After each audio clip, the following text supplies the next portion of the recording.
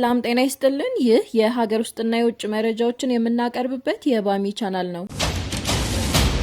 ዛሬው መረጃ ከተለያዩ የዓለም ክፍሎች የተሰሙ ሁለት ዋና ዋና ሁነቶችን ይዤላችሁ መጥቻለሁ። ቪዲዮውን ከመጀመራችሁ በፊት አዳዲስና ወቅታዊ መረጃዎችን ለማግኘት ይህንን ቪዲዮ ላይክ ማድረግ፣ ቻናሉን ሰብስክራይብ ማድረግና የደውል ምልክቷን መጫን እንዳትረሱ። መረጃችን ስንገባ የሩሲያ የሚሳኤሎች ጥቃት የዩክሬን መዲና በሆነችው ኪዮቭ ላይ ጉዳት ያደረሰ ሲሆን የእሳት ቃጠሎ ማስከተሉና ቢያንስ አንድ ሰው ማቁሰሉ ተገልጿል። በመካከለኛው ምስራቅ ደግሞ እስራኤል በደቡብ ሊባኖስ ላይ በሰነዘረችው ጥቃት 11 ሰዎች መገደላቸውን የተገለጸ ሲሆን ሌላ በኩል ደግሞ ስትራቴጂካዊ በሆነው የሆርሙዝ ሰርጥ ዙሪያ የሚደረጉ ዲፕሎማሲያዊ ጥረቶች ቀጥለዋል። የዩክሬን ባለስልጣናት እንደገለጹት እሁድ ማለዳ ላይ የሩሲያ ኃይሎች በዋና ከተማዋ ላይ የሚሳኤል ጥቃት ፈጽመዋል። ጥቃቱ በመዲናዋ ላይ ቢያንስ በሁለት ቦታዎች ላይ ጉዳት አስከትሏል። የዩክሬን ባለስልጣናት እንደተናገሩት ከተመቱ ሚሳኤሎች የወደቁ ስብርባሪዎች በሰሜናዊ የከተማዋ ዳርቻ መኖሪያ ባልሆኑ ቦታ ላይ ቃጠሎ በማስነሳት በርካታ ተሽከርካሪዎችን አቃጥለዋል። የእሳት ቃጠሎ ደግሞ በከተማዋ ማዕከል በስተደቡብ በኩል ተመዝግቧል። ኪዮቭ ከሌሊቱ 8 ሰዓት በኋላ ሁለት ጊዜ የአየር ድብደባ ማስጠንቀቂያ ያስተናገደች ሲሆን ዩክሬን ባለስልጣናት አንድ ሰው መጎዳቱን አስታውቀዋል።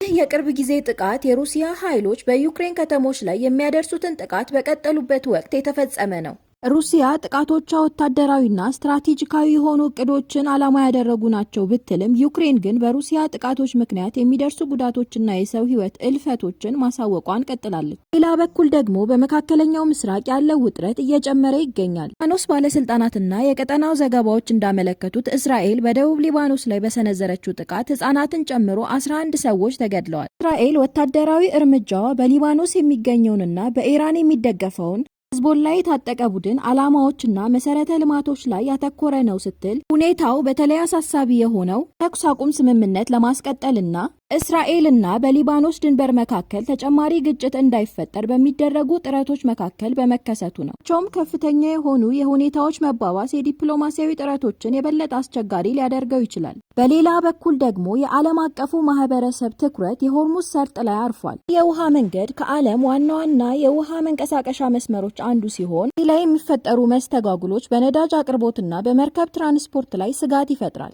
ኢራንንና ሌሎች ሀገራትን ያካተቱ ውይይቶችና ዲፕሎማሲያዊ ጥረቶች የቀጠሉ ቢሆንም ውጤታማነታቸው ግን አሁንም ጥያቄ ውስጥ ይከታል። ተርስ እንደዘገበው በውጥረቱ መባባስ ምክንያት በሆርሙዝ ሰርጥ የሚያልፉ መርከቦች እንቅስቃሴ በከፍተኛ ሁኔታ የቀነሰ ሲሆን አሜሪካ ደግሞ በኢራን ላይ ተጨማሪ የኢኮኖሚ ጫና እንደምትጥል ዝታለች። ሆርሙዝ የባህር ሰርጥ ላይ ያለው አለመረጋጋት ከመካከለኛው ምስራቅ ባሻገር በዓለም ኢኮኖሚ ላይ ተጽዕኖ እንደሚያሳድር ተገልጿል። ዛሬ የነበረን መረጃ ይህንን ይመስል ነበረ። ባሚ መረጃን ስለተከታተላችሁ እናመሰግናለን። ዓለም ዙሪያ አዳዲስ አስተማማኝ መረጃዎችን ለማግኘት ይህንን ቪዲዮ ላይክ ማድረግ፣ ቻናሉን ሰብስክራይብ ማድረግና የደውል ምልክቷን መጫን እንዳትረሱ። በሌላ መረጃ እስከምንገናኝ ደህና ይቆዩን።